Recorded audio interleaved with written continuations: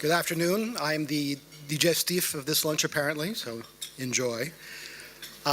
First, the talks so far have been really interesting. Stephen, Michael, Diane, and my fellow digger in the trenches of diplomacy, Francis.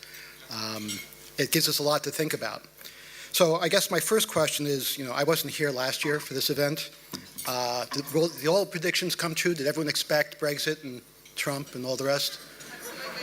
Because now you can put that same quality in my speech. But still, I'm going to try and map out where I see U.S.-Australia relationship headed in the coming year, politically and economically, and then I'll come back next year if I do well. Otherwise, all right. I'm going to take a slightly more optimistic view than Francis, because I feel actually pretty good about both the U.S.-Australia relationship and the U.S. role in Asia. And it's basically because I have no doubt that the past is a reflection of our future. And why is that? Not only bilaterally that we remain united by a shared vision for regional and global security and prosperity, because of the business, cultural, family ties that go far beyond the official relationship that most people, and certainly the media, talk about. It's because basically we have shared interests, mutual interests. We may not always agree on how we do something. We may not always agree on the exact nature of the next step. But when we identify global problems, we're basically in agreement. And then I think Francis agrees that when we're in embassies in other countries, we talked a lot to each other about, well, what do we do to solve the problem? We are problem-solving peoples, bottom line. We don't always get there. Sometimes our vision is clouded. But as peoples and as nations and as cultures, we tend to say clearly, what do we do, even if we don't arrive at the same conclusion? So clearly disagreements are possible between our two nations. They always have been. But they come from a solid foundation.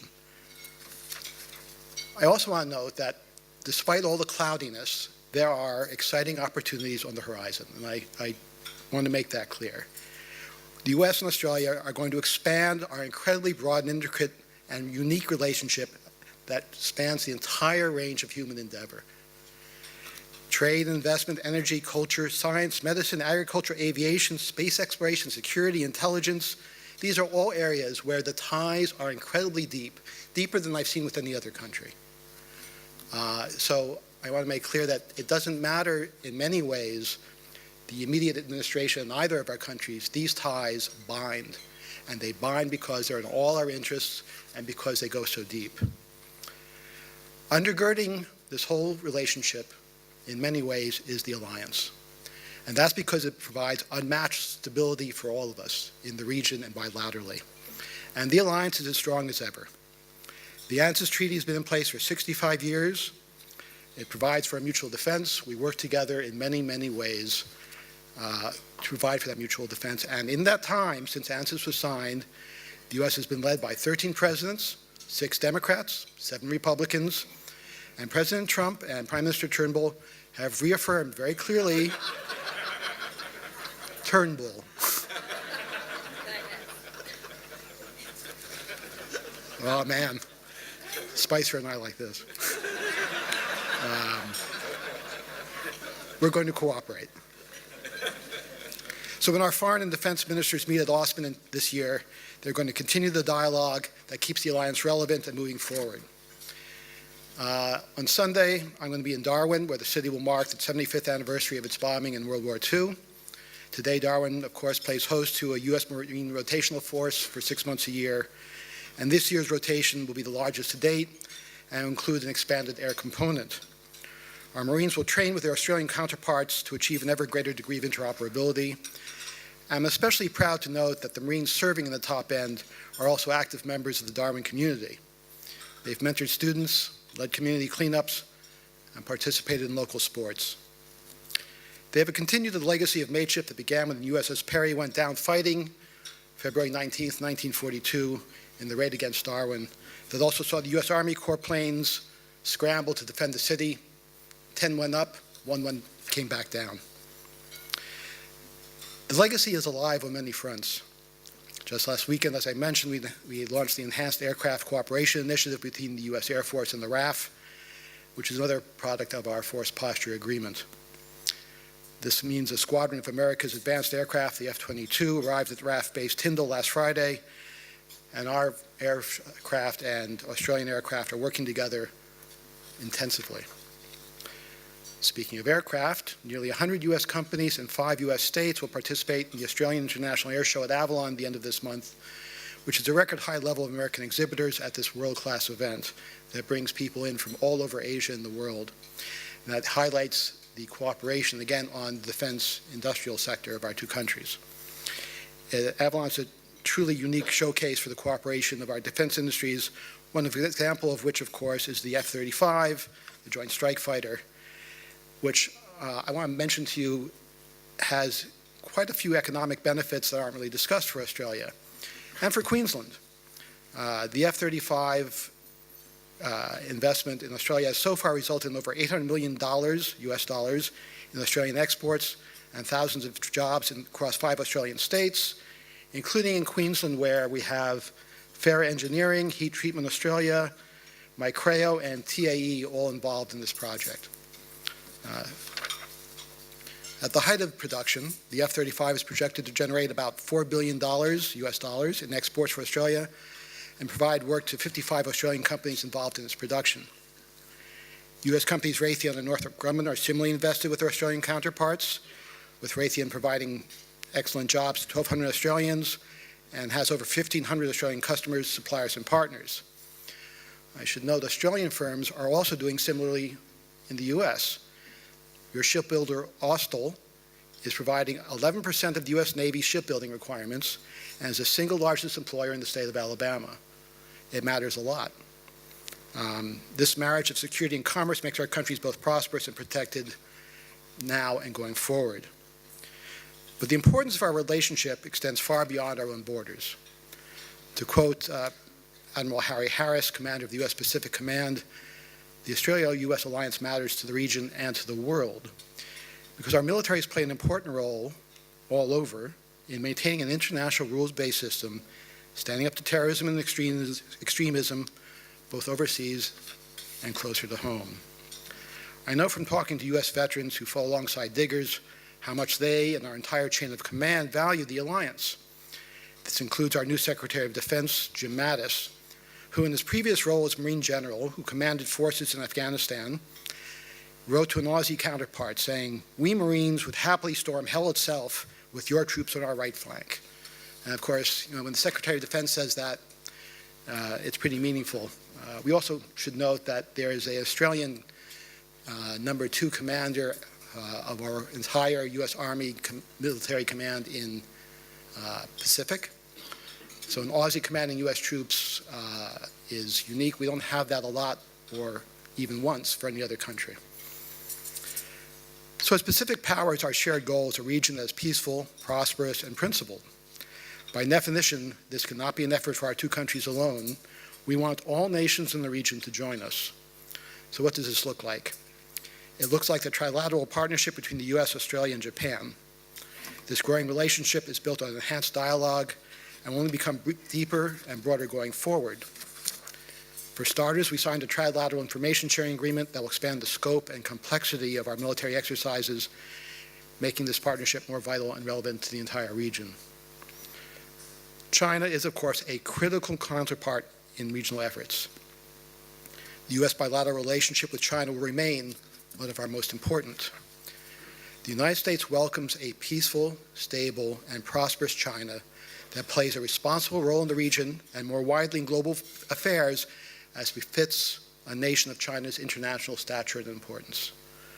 Like Australia, the United States will continue to work effectively with China across a broad range of issues, but we will speak frankly when we disagree.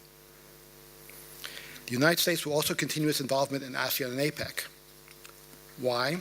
Because these institutions help integrate the region internally and to the region, to the wider world.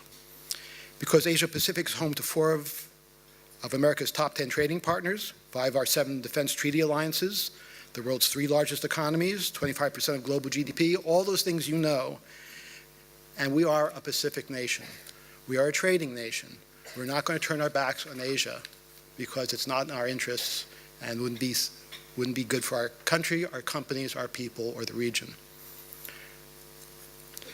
So now that I've convinced you that the alliance is on sound footing, I'm going to speak about the economic ties between our nations, fueled first and foremost by two-way trade and investment. So what you should know is, despite the global financial crisis and a lot of anxiety after that, the U.S. economy is at its strongest since the GFC, and in fact, has risen over 7 straight years.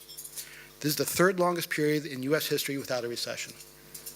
We've seen 74 straight months of private sector job growth, the longest streak in almost 100 years. Unemployment is down to 4.7%. The U.S. remains by far the single largest recipient of global foreign direct investment, $3.1 trillion last year. And as you all know, there's no greater indicator in the world that the world believes in continued U.S. economic growth and that they are betting with their dollars. Now, Michael mentioned some of the economic policies of the new administration, such as cutting corporate taxes and regulations, major new investments in infrastructure, a new military buildup. Clearly, this is going to be a huge fiscal stimulus, which is expected to increase growth, even if it does increase inflation. I should also note that the administration believes that trade agreements should be used to open markets, which will accelerate global growth.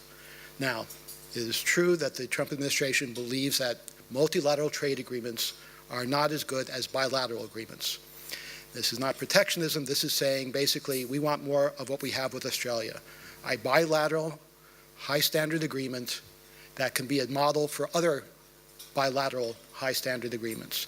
The argument that's made by the administration is TPP, by having basically equal weight to all 12 countries in it, diminishes the overall quality.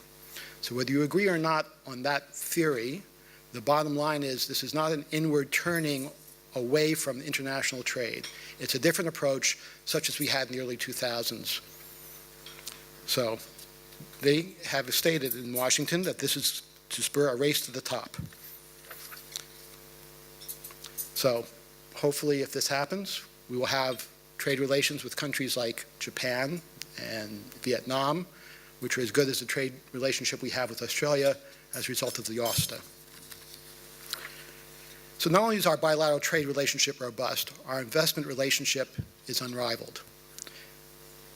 So just to give a taste, between 2013 and 2016, two-way investment between our countries increased nearly 50%, from $1 trillion US dollars to $1.5 trillion. And 2017, that'll just keep going up. The United States is the largest foreign investor in Australia. At $800 billion US dollars, our investment here is nearly double that, the number 2 investor, Japan. Many U.S. companies, Bechtel, Boeing, Chevron, Exxon, to name a few, have been doing business here for over 100 years and continue to invest here. Now, of course, what does this mean, have this investment? What's it mean to Australia? Well, WA Senator Chris Back highlighted in Parliament just about a week ago that the 100 billion Australian dollars that Chevron invested in its Gorgon field and Wheatstone LNG projects represents 75% of all investment in Australia's LNG sector. And as you know, here in Queensland, there's been significant investment by ConocoPhillips in the LNG terminal here. So what does this mean for Australia? Australia will become the largest LNG exporter before 2020 and will put up to 65 billion Australian dollars into the Australian economy. That's 3.5% of Australia's GDP. Away from the resources sector, Boeing Australia is the company's largest footprint outside the United States. And in November, Boeing Australia won the Australian government's inaugural investment award, which we're very proud. And at the ceremony, Minister Chobo highlighted Boeing's contributions to the Australian economy, including employing over 3,000 Australians and doing their R&D activities, science and space cooperation with CSIRO, and community development. So, next time you fly on a Dreamliner, know that the wings are made right in Melbourne.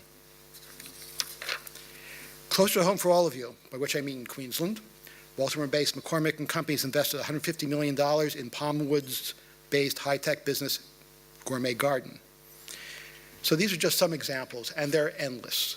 We have private equity coming in, and Queensland especially is emerging as a hub for revolutionary alternatives to conventional drugs called biologics, and American companies are looking to do more business in that sector. And while we're investing here, the United States is the largest destination for Australian foreign direct investment. Companies such as Pratt Industries are one of the largest investors in the Midwest in the U.S., forming a lot of new jobs, and there are many others. So the point is, why do we invest in each other's countries? And part of it's the cultural ties, part of it's the OFSTA, but I think mostly it's because we're both open trading nations with predictable, transparent rule of law. And it makes a big difference. And also because we all know we can make a buck, bottom line. And I just want to remind everyone here that my colleagues and I at the U.S. Embassy and consulates are here. If any of you want to do investment in the U.S., give us a call.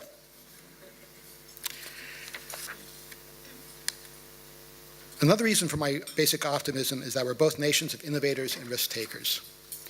Innovation is forging new connections and taking our cooperation to an even higher level. For example, Lockheed Martin will open its first research and development center outside the United States in Melbourne next month. And our scientists and research centers and universities are engaged in joint initiatives across the field of health and environment and changing the way people live and how businesses do work. When Vice President Biden was here in July, he opened a new cancer research center in Melbourne. Our U.S. Health centers and Australia are doing a lot of work in cancer research that's expected to maybe give us the next generation of cancer treatment and maybe even a cure. So, Joe Biden has a very personal interest in this, and he's still very excited and involved in this sector. Maybe most thrilling is cooperation in space. And U.S.-Australia cooperation began with the Apollo program in the 50s and continues to grow. And together, we're headed towards Mars. The NASA has invested $20 million annually in space projects in Australia, including just outside Canberra, the Tidbinbilla Deep Space Center, which controls things like the New Horizons probe to Pluto. I was there when they were steering a satellite in through the rings of Jupiter, or Saturn rather. It's very cool. And all this combined scientific and technological know-how of brilliant minds in the U.S. and Australia working together will result in the new technologies, but also are what will take mankind to the next level. And it's a great symbol of, I think, the relationship between our countries. So even though we won't reach Mars next year or this year, we'll get there eventually, and we'll get there because we're all working towards that goal.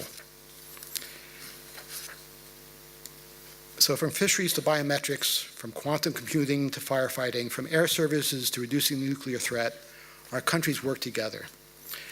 And this momentum is not stoppable. I want to close by noting that a lot of commentators have suggested that the Trump administration will be isolationist or over-aggressive, or that the U.S. can no longer be depended upon as a reliable trade partner or ally. But in response, I ask you to look at what's actually happening on the ground, not the noise, but what's actually happened so far. And when you consider what's happened, not only past decades, but just over the past month, I think you'll see that the U.S. intends to still be an open economy, still intends to be a leader in Asia, still intends to be a reliable, sound ally to critical partners as Australia. So I hope you'll agree, after looking at this carefully, that there's a very small set of data points compared to the overwhelming body of evidence that point to a more positive outlook. So, yeah, I'm confident. And not because of some naive optimism or some warm nostalgia for the past, but on the basis of our multiple overlapping shared interests, some of which I just outlined. I'm confident my country will continue to play a positive role in Asia. I'm confident the United States and Australia ties will remain deep and broad. And I'm confident the alliance will evolve and grow even stronger. It will stand the test of time. Thank you, CEDA, for inviting me, and let's play.